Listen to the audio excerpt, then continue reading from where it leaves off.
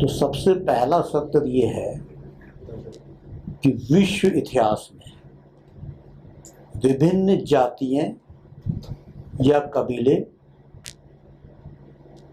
खड़े हुए और उन्होंने पूरी दुनिया को हिला के फेंक दिया, पूरी दुनिया को हिला के फेंक दिया। इसका मतलब उनकी मिलिटेंसी में कुछ दम था जिनने उन्हें विजेता बनाया पूरी दुनिया में। अब आप आइए सबसे पहले मंगोल में, चंगेज खान मंगोल था। अब चंगेज खान चल पड़ा दुनिया जीतने, ठीक। अब उसने जो है रोम को भी लूट पहुंच गया वहां पे। यूरोप में एक चैप्टर पढ़ाया जाता है पीली लहर, यानी उनको जिसको डार्क एज करके खत्म कर देते हैं बात, वो मंगोलों द्वारा लगाई हुई इनकी पिटाई है, सब जीत के फेंक दिया उन्होंने।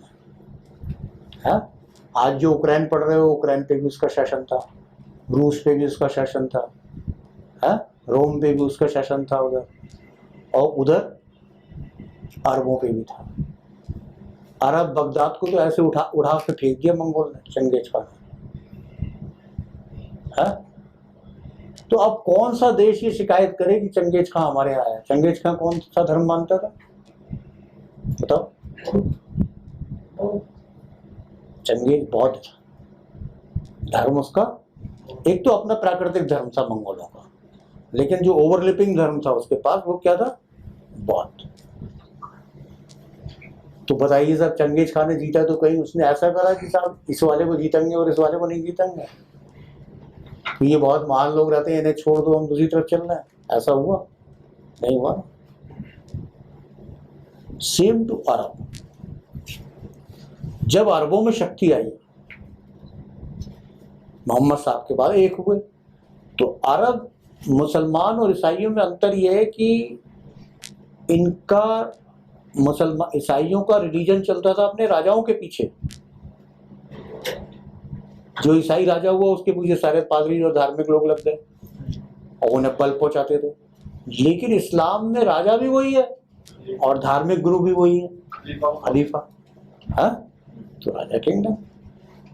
तो अरबों के अंदर जब उनका उत्कर्ष हुआ तो मैंने कहा कि उन्होंने यूरोप को हिला दिया। 14 युद्ध हुए, उन्हें तो नहीं हरा पाए ईसाई। स्पेन यूरोपियन कंट्री है, स्पेन पे उनका नियंत्रण कायम हो गया, उनका हेडक्वार्टर बन गया स्पेन में।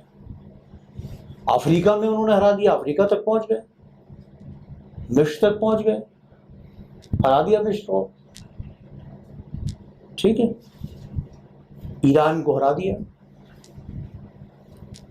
और उन्होंने सिंध पे आक्रमण भी करा।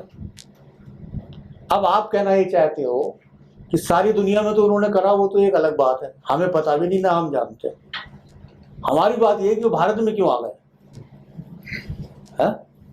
तो भाई कोई कौम उठी है, वो आई।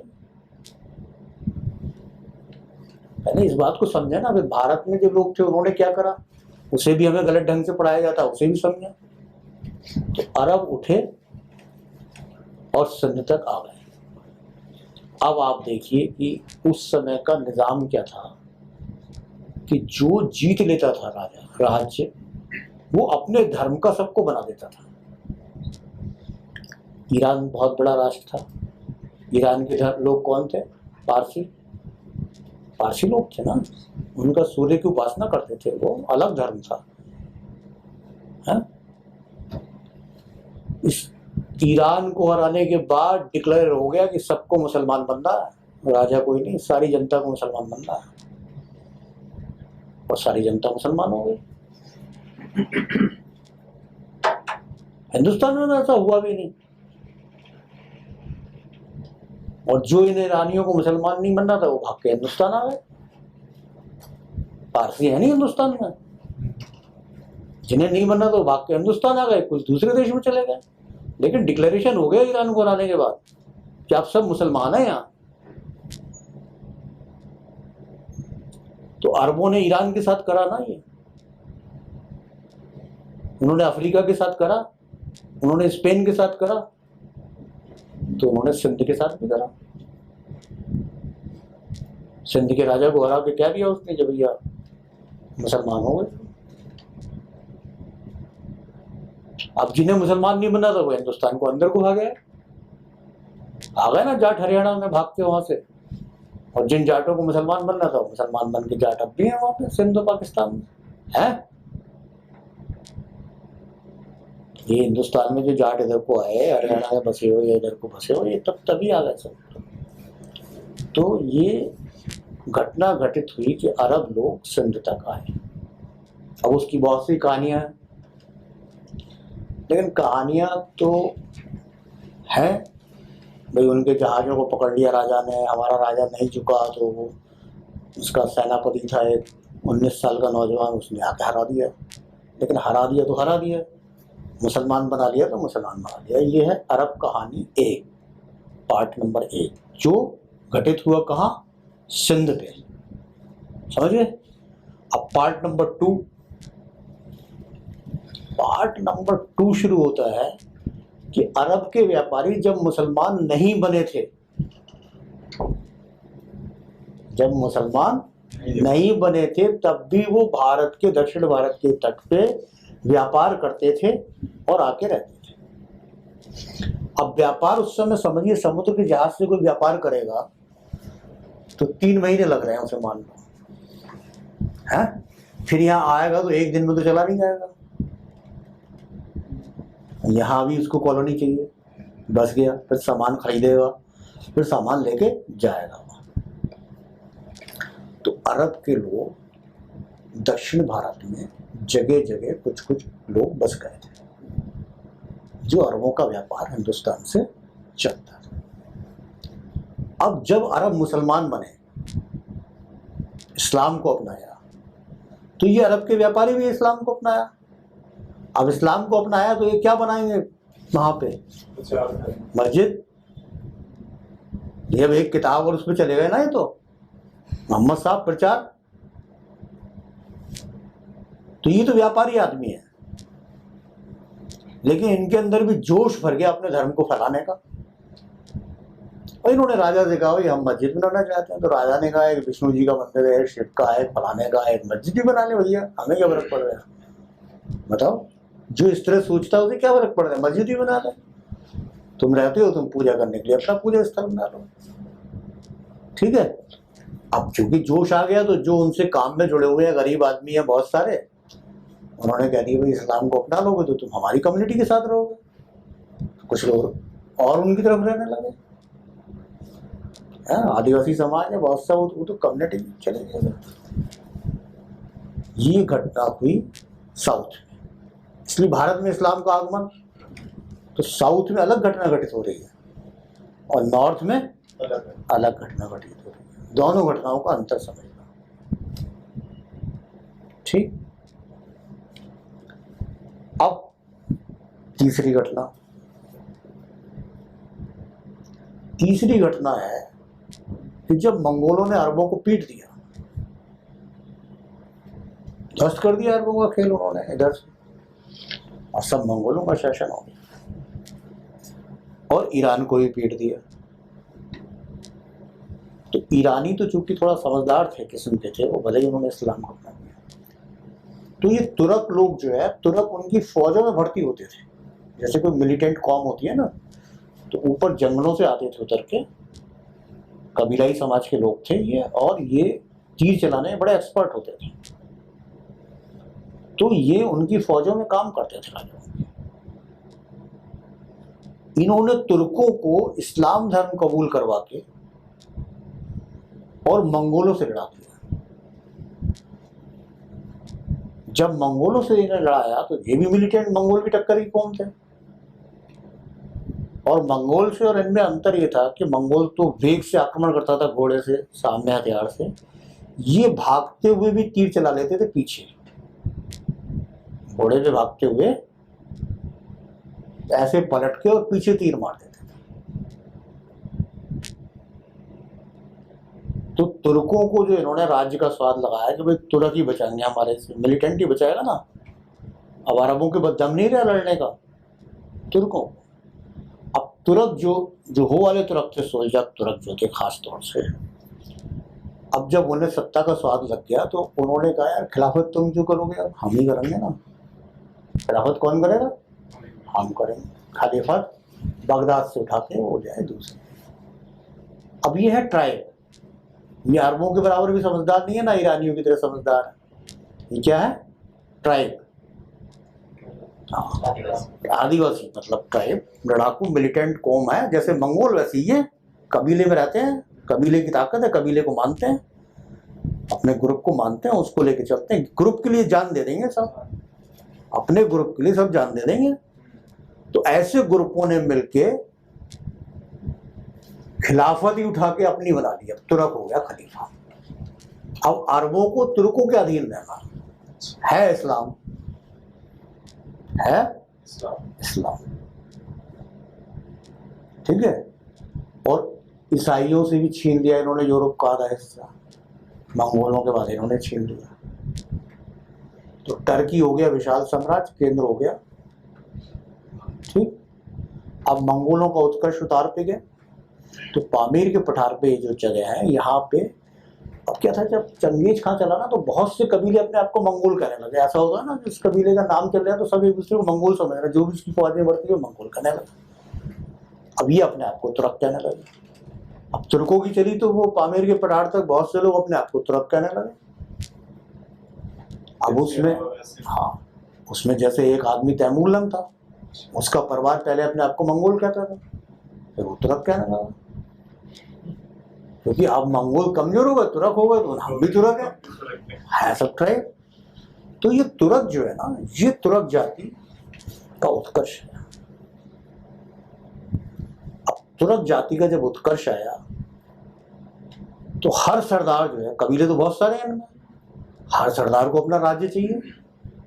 यार एक ने तो बना लिया सेंटर इतना बड़ा, हम रह गए, हमें भी एक राज्य चाहिए। इन्होंने आक्रमण करा, छोटे छोटे राज्य छीनने शुरू कर दिया। इसी में महमूद गजनबी और मोहम्मद गौरी, इन्हीं में महमूद गजनबी और मोहम्मद गौरी, इन्होंने अपना, महमूद गजनबी ने जैसे गजनी में अपना राज्य बना लिया। अब गजनी में जो राज्य बना लिया उसने, तो क्या वो तुर्कों से लड़ने जाएगा उधर को? वो तुर्क तो उससे ज्यादा ताकतवर थे, मारपीट देंगे उसे, हाँ। और जहाँ का वो रहने वाला है, इधर का पामीर के पठार के इधर के तुर्कों का, इसमें भी नहीं जाएगा लड़ने, तो किधर को आएगा? हिंदुस्तान की तरफ को आएगा। ये ज्योग्राफिकल उसकी कंडीशन है, वो कहाँ को आगे बढ़ेगा भाई, कहाँ से लूटेगा वो? जब सब तुर्कों का साम्राज्य उसके पीछे चारों तरफ, तो जहां तुर्कों का साम्राज्य नहीं है वहीं तो आगे बढ़ेगा। तो गजनी में अगर सुल्तान बन गया महमूद गजनबी, तो हिंदुस्तान की तरफ बढ़ गया।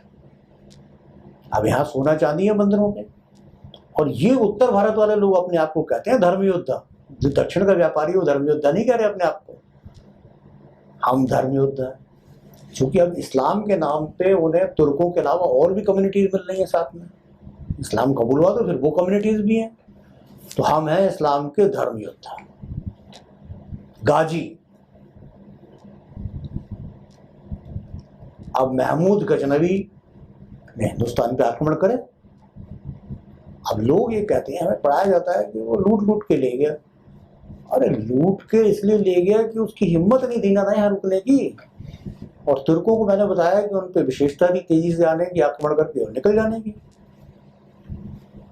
लेकिन जो राज नहीं बनाना चाहता था ऐसा नहीं, उसने राज बनाने की कोशिश करी। हमारे यहाँ संभल में लड़ाई हुई, अरे उज्जैन तक इधर भी आया। लेकिन इधर एक अंतर था कि वो राज्य बनाना चाहता था, महमूद गजनबी का भतीजा है, तो उसको हरा दिया राजपूतों ने। उसको जो कन्नौज के राजपूत थे उन्होंने बकायदा आमने सामने की बैटल में हरा दिया। इसलिए संभल में जो सेंटर बनाया, गाजी जो होते हैं, ये जो उर्स और बाजार जो है बहुत ज्यादा है लोगों की, वो वही है सब लोगों की। एक बहुत बड़ा संभल में मेला लगता है, वो उन्हीं की याद में लगता है, जिन गाजियों को मौत की घाट राजपूतों ने उतार दिया था हिंदुस्तान में। अच्छा, वो मरे थे तो उसके लिए मेला लगता है अब तक? वो दोबारा आ गए ना उनके लोग एंसेस्टर, तो ये मानते हैं कि कोई वाले हैं ये, मतलब वो उन्होंने यही मान के उन्हें प्रतिष्ठित किया कि भाई पहले हमारे गाजी आए थे, वो ठीक है नहीं आए, अब हम आ गए।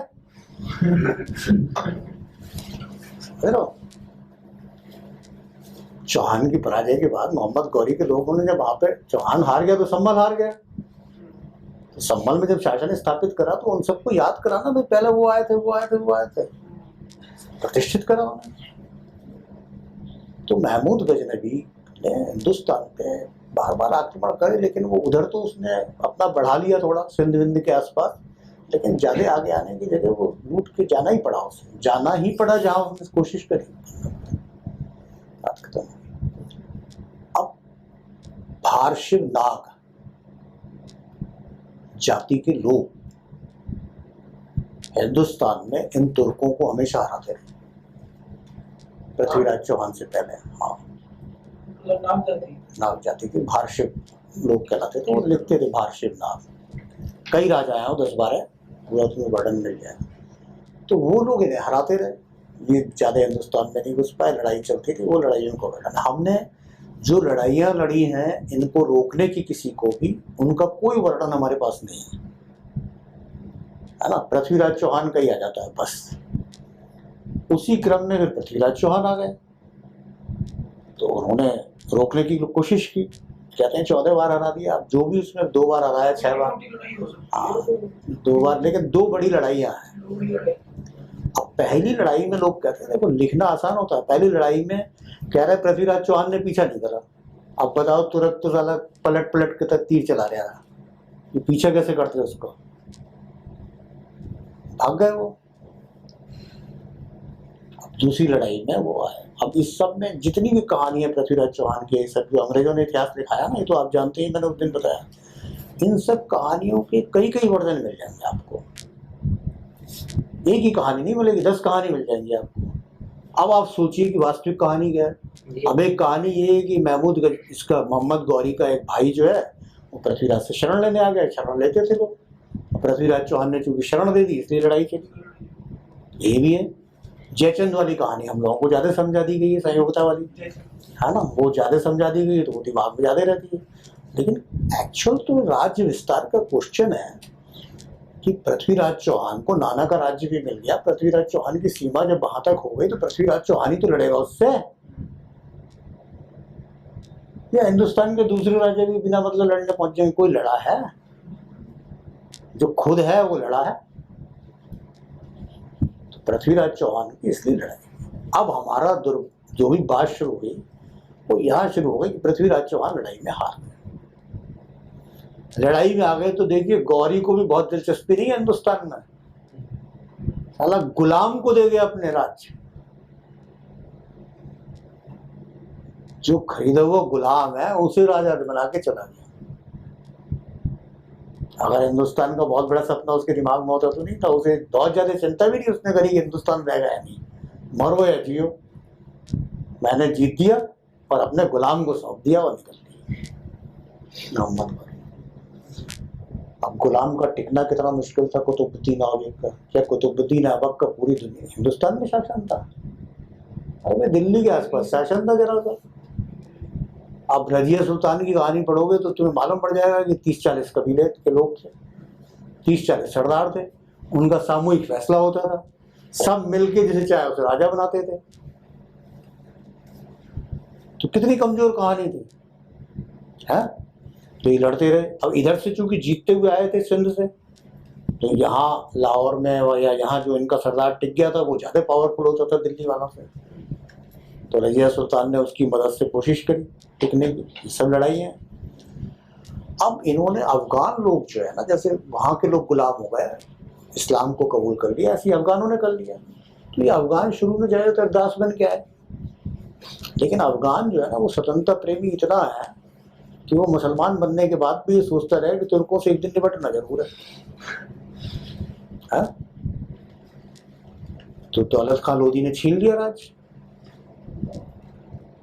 इब्राहिम लोधी आ गए, इन्होंने दौलत खान लोधी ने छीन लिया ना राज्य, अफगानों पे आ गया अब राज्य। जब अफगानों पे राज्य आ गया तो जो तुर्कों की दुनिया में इतनी बड़ी हुकूमत है तो उन्हें चिंता होगी ना यार ये तो अफगानों में चला गया।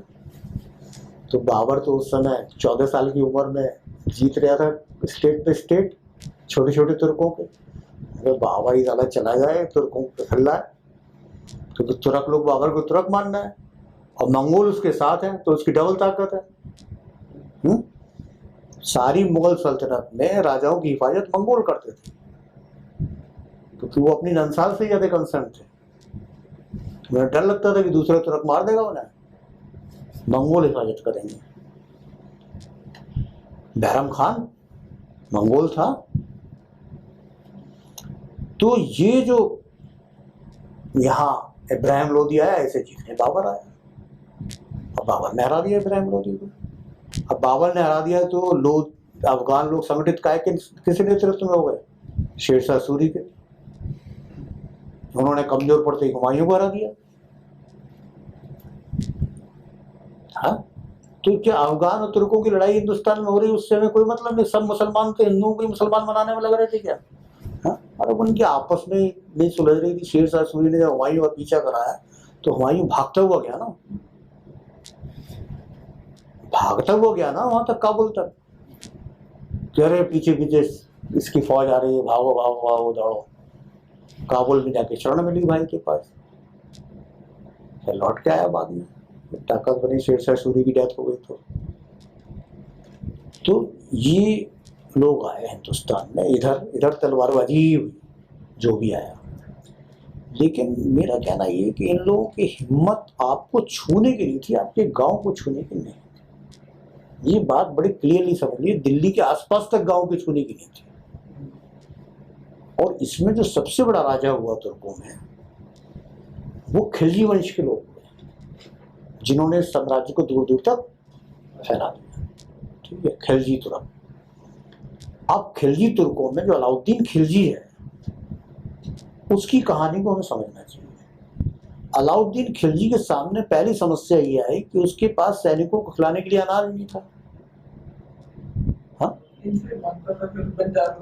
अब अनाज नहीं था तो उनने बंजारों को सेट करा कि भैया आप हमें हिंदुस्तान से जहां से भी इकट्ठा तुम्हें अनाज मिले, अनाज ले और जहां भी ज्यादा होता है। तो अलाउद्दीन खिलजी बहुत पावरफुल था, तो आसपास के गांव को लूट लाट के अनाज क्यों ना लूट लिया। सोचिए, हाँ, दिल्ली के आसपास के किसान नहीं दे रहे अनाज,